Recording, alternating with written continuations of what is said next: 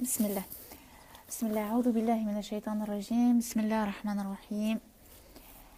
بسم الله والصلاة والسلام على أشرف المرسلين سيدنا محمد صلى الله عليه وسلم ومن تبعه بإحسان إلى يوم الدين. اللهم اشرح لي صدري ويسر لي أمري واحلل عقدة من لساني يفقه قولي. اللهم زدنا علما نافعا ورزقا طيبا وعملا متقابلا ودعاء مستجبا، واجعل بيننا السحبة إن شاء الله، واجعل الملائكة فوقنا وأمامنا ومن خلفنا وعن يميننا وعن يسارنا. اللهم يا مقلب القلوب ثبت قلوبنا على دينك ولا تزع قلوبنا بعد إذ هديتنا، وهب لنا يا حي يا قيوم من لدنك رحمة والسكينة إن شاء الله. آمين يا رب العالمين. Donc salam alaikum wa rahmatullah. Je pense que les sœurs vont pas tarder à arriver. C'est compliqué aujourd'hui, comme c'est la veille de l'Aïd, de pouvoir se libérer, mais on va quand même commencer nous notre programme, et puis elles se grefferont au fur et à mesure de la journée, Inch'Allah. Donc le programme, je le rappelle, donc on devait se retrouver à 13h20. On a fait les salutations de la mosquée, les 4 rak'at avant la prière du Dhuhr. Donc je rappelle qu'en fait ce programme des prières surérogatoires, on essaye de l'appliquer, d'appliquer ce programme-là et de faire 12 rak'at la journée et 11 rak'at la nuit, le plus de fois possible dans la semaine dans le programme de Coach Tabi vers l'Ihsan. Et là, en l'occurrence, c'est pour ça qu'on a essayé de l'intégrer dans le programme de la journée de Arafat. C'est du surérogatoire, donc 4 rak'at avant la prière du Dhuhr. On a prié la prière du Dhuhr en commun et vous avez fait vos 4 rak'at après.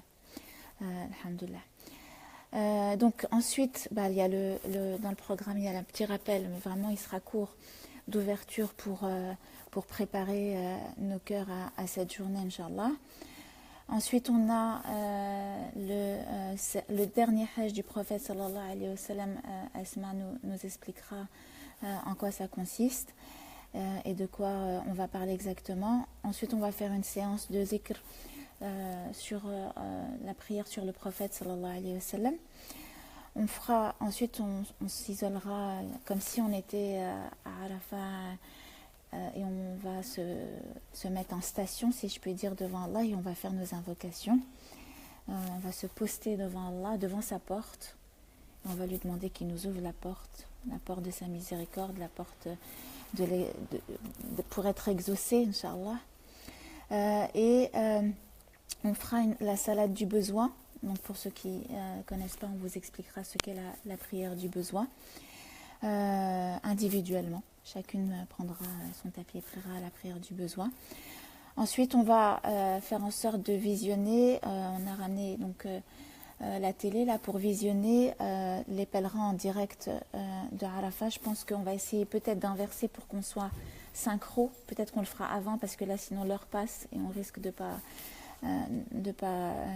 être en même temps.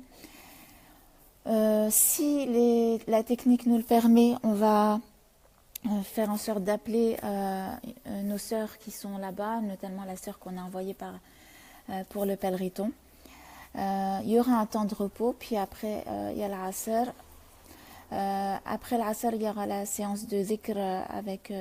on vous expliquera donc ce qu'on aura à faire. Le direct, on ne sera pas en direct tout le temps, c'est uniquement pendant le rappel. Et puis peut-être pendant les moments forts et le dua du khitm.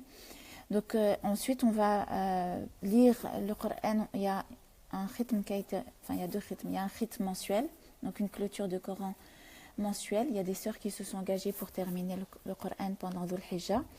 Et puis il y a des sœurs qui ont choisi de lire, donc ça c'est individuel.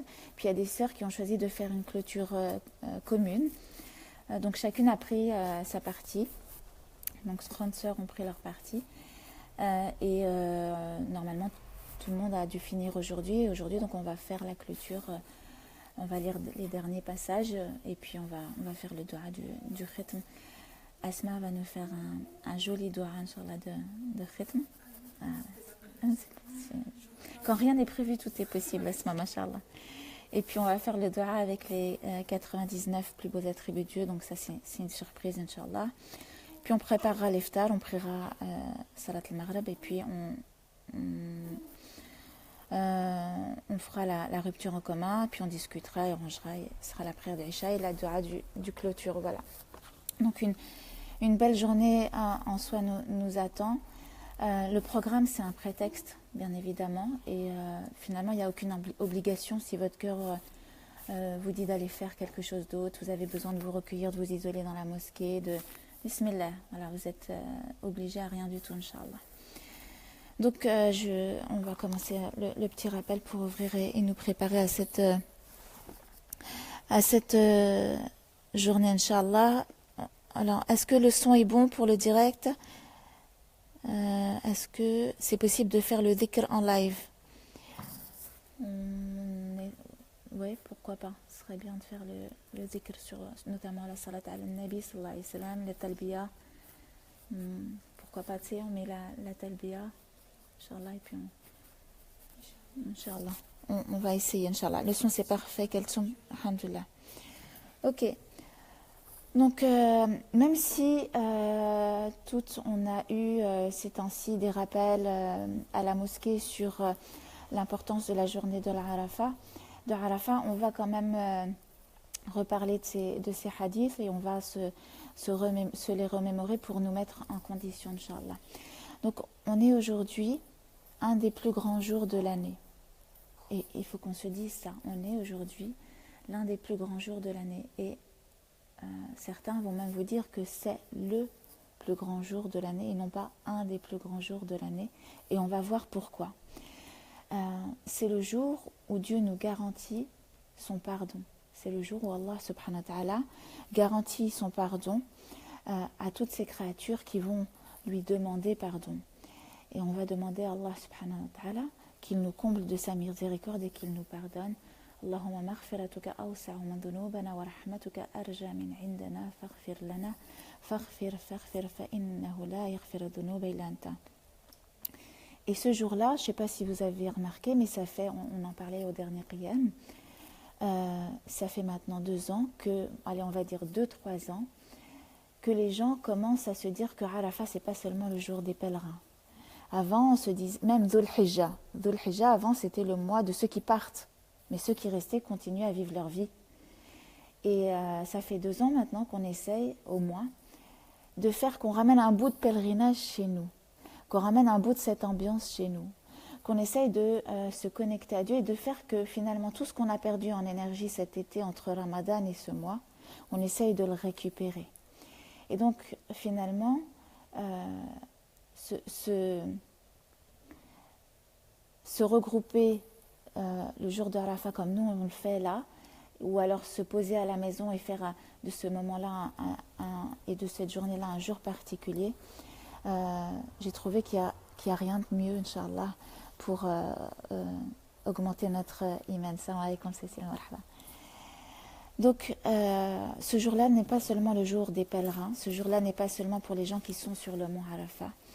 Ce jour-là est aussi pour chaque être humain, parce que quand Allah il dit c'est le jour où il pardonne pas seulement à ceux qui sont là-bas, mais il pardonne à ceux aussi qui viennent le cœur vers lui, Inch'Allah, taper à la porte. Ce jour-là, donc, c'est pour chaque être humain, musulman, croyant, qui se dirige vers Dieu avec son cœur, avec sa foi, avec ses invocations, avec ses souhaits, avec ses requêtes, avec ses rêves, avec son jeûne et l'espoir des invocations exaucées. Et si Allah nous a demandé à nous de jeûner, c'est pas rien, parce qu'on sait aussi que une des conditions, parmi les conditions pour que les invocations soient exaucées, c'est la condition du jeûneur. Dieu lui garantit au jeûneur que c'est... Donc là, on cumule en fait les chances d'être pardonné et d'être exaucé. Et encore mieux, on les cumule parce que, alors je ne sais pas si ça a cessé, mais il pleut.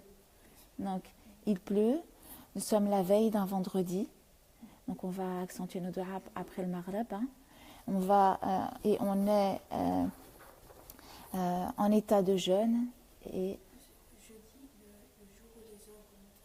barakallahu fik, le jeudi, le jour où les œuvres montrent à Allah subhanahu wa ta'ala, et le lundi. Donc, Ajib, comment Dieu, quand les anges vont lui dire, comment as-tu laissé mes serviteurs? Je les ai laissés dans ta mosquée, je les ai laissés sur leur tapis, je les ai laissés en train de t'implorer. Et ils sont là, elles sont venues, elles se sont regroupées pour frapper à la porte et te demander pardon, de te demander le fait d'être exaucé, parce que c'est la demande des pardons, mais c'est aussi le fait d'être exaucé dans tes rêves et tes invocations. Le prophète sallallahu alayhi wa sallam de nous dire, il n'existe pas un jour où Dieu pardonne autant.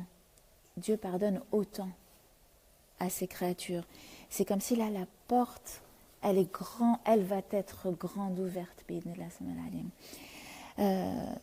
C'est comme si alors excusez-moi, j'aime bien prendre des exemples peut-être trop terrestres ou trop terre à terre pour symboliser mais l'être humain des fois il a besoin d'exemples comme ça un peu terre à terre et excusez-moi si c'est trop mal expliqué mais peut-être que vous connaissez l'émission jadis de Fort Boyard, où je crois qu'elle existe toujours.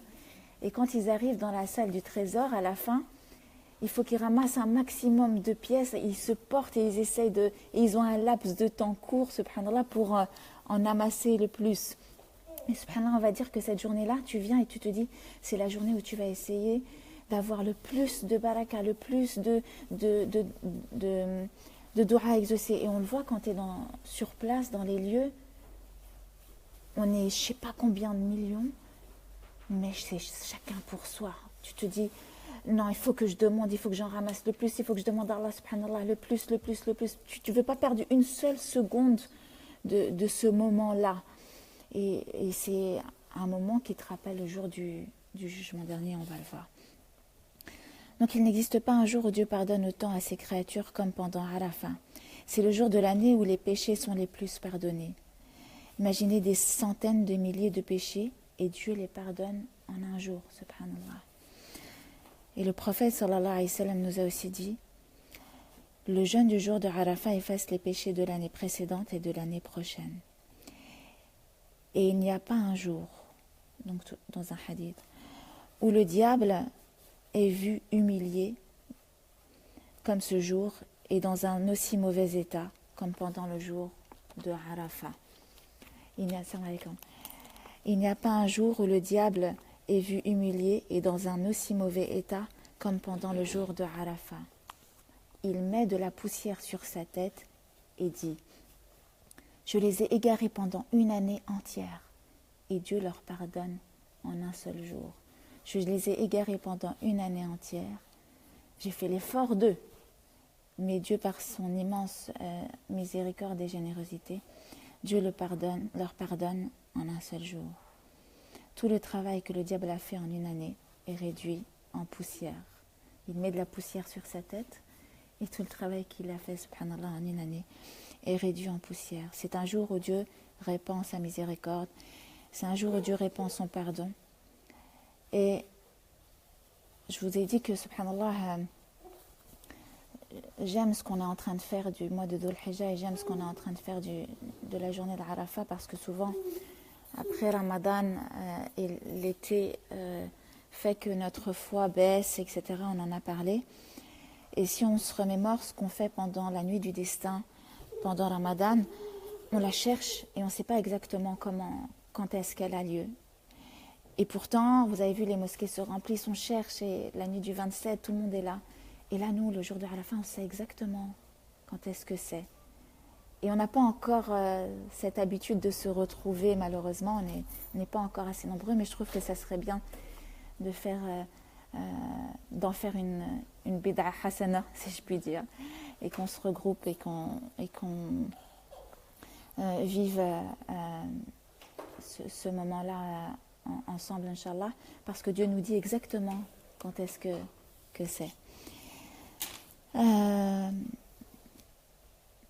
Donc, par rapport à ce jour, si Dieu nous garantit Allahumma antal afu wa tuhibbul afwa fa'fu anna, Allah nous garantit le fait qu'il efface les péchés, et qu'il nous les pardonne, c'est donc la journée d'un nouveau départ. Ça veut dire que, dis-toi qu'après ce jour-là, allez hop, bidnillah samal alim, c'est un nouveau départ. Comment tu veux vivre ce nouveau départ? Dis-toi que voilà, tes feuillets sont purifiés, que tes livres, allez hop, Allah t'a effacé. Comment tu veux repartir? Donc et ça tombe bien parce qu'on est à la rentrée et que c'est au mois de septembre. Donc comment tu vas programmer ta nouvelle année? Comment as-tu envie de la vivre? C'est l'étape du renouveau. Et c'est le moment du rapprochement. Voilà. Comment je vais faire cette année pour me rapprocher et faire que je remplisse le moins possible mes livrets. Et Allah est de nous dire dans le Coran, dans la sourate 29 au verset 45, et le souvenir de Dieu, j'adore ce verset, et le souvenir de Dieu est ce qu'il y a de plus grand. Et le souvenir de Dieu est ce qu'il y a de plus grand. Et Allah, là, qu'est-ce qu'il veut nous dire? C'est expliqué dans un des hadiths, entre autres, du prophète sallallahu alayhi wa sallam, lorsqu'il dit la circumambulation, le tawaf, autour de la Kaaba, les allées et venues entre Safa et le Marwa, et le lancement des cailloux ne furent ordonnés que pour favoriser le souvenir de Dieu. Finalement, tout ce qu'on fait, la salat, le siyam, le hajj, la zakat, ramadan, c'est des prétextes. C'est des prétextes parce que sinon on va oublier Dieu.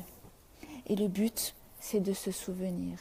La vie est faite pour nous rappeler et nous rapprocher d'Allah subhanahu wa ta'ala. Ainsi, tous nos rites sont considérés et vont être considérés comme ardents, chauds ou tièdes ou froids, selon l'intensité de notre souvenir de Dieu pendant qu'on va les accomplir. Si pendant que tu fais ta salat, ton souvenir est faible, ou ta salat ou ton jeûne, ou peu importe, c'est que finalement tu es passé à côté du but. Tu as oublié que ce n'est qu'un moyen.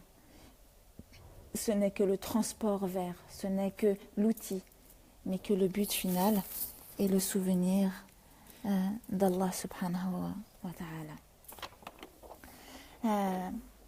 Le mot religion, étymologiquement parlant, ça veut dire rétablir le lien, relier. Rétablir le lien, relier. C'est le ligament qu'il y a entre l'homme et Allah subhanahu wa ta'ala. Le lien qui s'est éloigné, lors de notre descente sur terre. On était proche avec Allah quand on était à ses côtés. Et quand on est descendu sur terre, la distance a fait qu'on s'est éloigné et qu'il faut qu'on se raccroche à la corde. Et la religion, c'est comme une corde que Dieu fait descendre du ciel sur terre pour qu'on se relie, et les uns et les autres, et qu'on se cramponne. Allah de nous dire et cramponnez-vous solidement à la anse, au Coran, à lui, et que finalement ces moments-là, c'est pour nous aider à se cramponner, pour nous aider à se relier et avoir adopté une religion, et en l'occurrence on a adopté grâce à Dieu la religion musulmane. Alhamdulillah alladhi ahdana li hada wa ma kunna linahtadiya lawla an hadana Allah. Avoir adopté la religion et une religion et ne pas chercher à se lier et à se relier, c'est finalement quasiment ne pas en avoir. Et si on veut vraiment être convaincu qu'on a une religion et qu'on l'a adoptée, il ne faut pas oublier le sens de ce que veut dire le mot religion. Et donc là, nos frères et nos sœurs sont allés faire leur pèlerinage. Et si on revient à la nuit des temps, depuis la nuit des temps, l'être humain a besoin de pèlerinage. dans toutes les religions confondues, et même sans religion, il crée des pèlerinages. L'être humain a besoin de pèleriner, d'aller vers, de revenir au centre. Et rappelons-nous que la Kaaba a été construite par Ibrahim, reconstruite si vous voulez, car au départ on verra son histoire. Elle a été reconstruite par Ibrahim et son fils Ismaïl, et Dieu dit d'Ibrahim alayhi salam qu'il est Khalilullah, son ami intime. Et donc la Mecque, c'est le rendez-vous des intimes. C'est retrouver et rechercher à retrouver cette intimité avec Allah subhanahu wa ta'ala. Il y a des millions de personnes, mais tu es concentré sur toi et Allah, comme tu le seras au jour du jugement dernier. Mecca, c'est aussi le lieu de la remise confiante et du souvenir.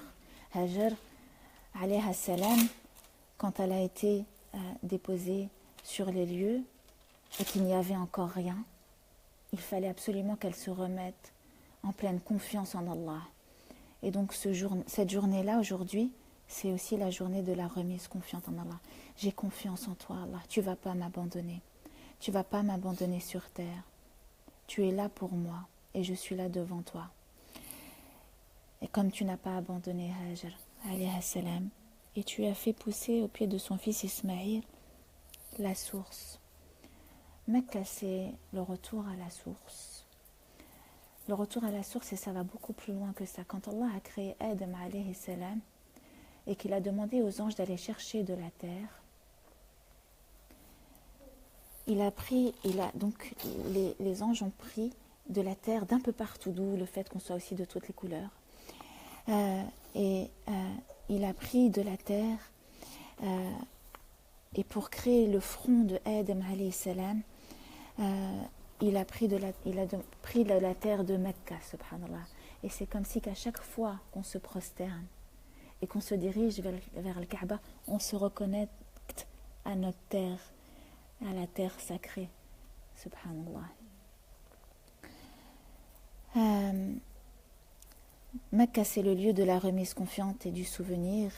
C'est le centre du « et que ta volonté soit faite ». Quand Hajar est arrivée là, elle n'a pu dire que « Qadarallahu ma sha'a fa'ala » et que Dieu fasse ce qu'il a décidé de faire et qu'il ne sera que ce que Dieu a décidé. Hajar a été laissée dans cette région où elle a découvert Zamzam, une source. Elle est dans l'abandon total en Dieu et Dieu va lui offrir une source intarissable. Et la source, elle est intarissable. Et la source, elle l'est. C'est-à-dire que le lien avec Allah ne s'épuise jamais. Ton amour et l'amour qu'il va avoir envers toi, si tu le décides et si tu te diriges vers lui, ça ne s'épuise jamais. Il n'y a pas de fin. Mecca, c'est donc un retour à la source. Et nous, aujourd'hui, on vient symboliquement, on veut retourner à la source. Et c'est un puits aussi. Zamzam, c'est un puits où on va puiser tout ce dont on va avoir besoin pour supporter la vie et ses aléas. Est-ce que l'année va nous réserver, subhanallah. En vérité, le premier sanctuaire construit pour les hommes est celui de Mecca, de Becca. Il est béni et il sert de direction pour les mondes. Wahudan lil alamin. On vient chercher la bénédiction de Dieu et on vient chercher la bonne direction, al-huda, qu'Allah fasse qu'il nous accorde, il bénisse nos pas cette année et qu'il nous accorde de prendre la meilleure et les meilleures directions. Amin. La Mecque est appelée la mère des cités. La mère des cités, al-Qura. La mère des cités. Elle est également surnommée le nombril de la terre. Surat al-Ard. Elle est au centre. C'est ce qui prime, la primordialité. Et donc, c'est comme si le nombril, c'est ce qui nourrit. On vient se nourrir à la source. On vient se reconnecter. Le nombril, c'est ce qui nous connectait. C'est ce qui fait qu'on était soutenus.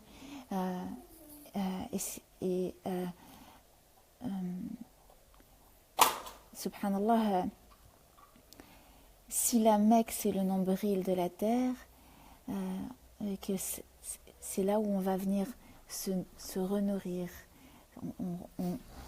Et si Allah garantit l'effacement des péchés, c'est comme le bébé. Vous voyez la symbolique, subhanallah. C'est magnifique. Les origines de la Kaaba dateraient d'avant la descente de Adam sur terre. Elle n'est en fait que le reflet terrestre de la Kaaba céleste, à Bayt al-Ma'mour, qui est elle placée sous le trône divin et où c'est le centre de pèlerinage on dit 70 000 anges, mais 70 000 ça veut dire plus de 70 000 anges qui non cessent de faire le tawaf. Et si nous sur terre on va imiter ce que font les anges et que l'on cesse de le faire en haut, et qu'on demande à Allah l'effacement des péchés, c'est comme si on demande à Allah subhanahu wa ta'ala de nous pardonner, finalement de ne pas être ces anges et de ne pas être ceux qui ne fautent jamais, de ne pas être ceux qui ne cessent jamais de l'adorer et de ne pas être ceux qui ne cessent jamais de l'implorer et de le sublimer et de faire les louanges. Et donc à notre niveau, on essaye au moins une fois par an, et ceux qui le peuvent pendant la Umrah, de faire ce tawaf. Et j'avais écouté une fois un dars où j'avais lu un livre, je ne sais plus, dans lequel, non c'est un livre, dans lequel symboliquement le cœur du croyant est comparé à la Kaaba. Et quand tu fais ton dhikr, c'est comme si tu tournes autour de ton cœur et tu fais la circumambulation. Donc finalement, si tu n'as pas la possibilité d'aller au Hajj parce que les moyens ne t'en permettent pas, et si finalement tu l'as déjà fait et tu ne peux pas y retourner forcément, en vrai, à chaque fois que tu fais du dhikr et que tu considères que ton cœur c'est la source, que ton cœur c'est le centre, et qu'à chaque fois que tu fais ton dhikr, tu fais ton tawaf, c'est magique quoi. Subhanallah. C'est pas anodin aussi si c'est adossé au dos de la Kaaba que le prophète sallallahu alayhi wa sallam a fait le Mi'raj et l'ascension. Donc si au dos de la Kaaba tu peux t'envoler vers Allah, et si ton cœur est la Kaaba, tu peux aussi de ton cœur stationner et t'envoler. Subhanallah. Et alors dans ce cas-là, ton dhikr est ton buraq. Et chaque la ilaha illallah sont tes ailes, chaque tasbih, ce sont tes coups d'ailes vers Allah. Le nom de la Kaaba vient du mot cube et le reflet de sa forme. Donc c'est un cube un peu allongé et finalement ces quatre angles sont donc ces quatre coins sont positionnés et les quatre coins se dirigent vers les 4 points cardinaux, donc est, nord, ouest et sud, comme pour nous dire que d'est en ouest et de nord au sud, accourez, venez tous, revenez au centre, comme pour nous dire aussi que partout où vous tournerez vos visages, d'est en ouest et de nord au sud, je serai là pour vous. Et je suis plus près de vous que votre veine jugulaire. Voilà ce petit rappel pour qu'on se prépare donc, Inch'Allah, à la suite du programme et pour que Allah subhanahu wa ta'ala nous pardonne. On n'est pas dans les lieux saints, mais on dit Allah labbaik, Allahumma labbaik, labbaik la sharika laka labbaik, innal hamda wan ni'mata laka wal mulk, la sharika lak, labbaik, labbaik ya Allah, ya labbaik. Allahumma taqabbal minna incha'Allah, et qu'Allah accepte parce qu'il n'y a pas de Hajj sans cette station. C'est une des conditions, c'est la condition de l'acceptation du Hajj, qu'Allah l'accepte à tous les pèlerins, Inch'Allah, qu'il exauce leur dua et qu'il exauce les nôtres. Wa aqul li hada wa astaghfirullah li wa lakum wa fi amanillah, Inch'Allah.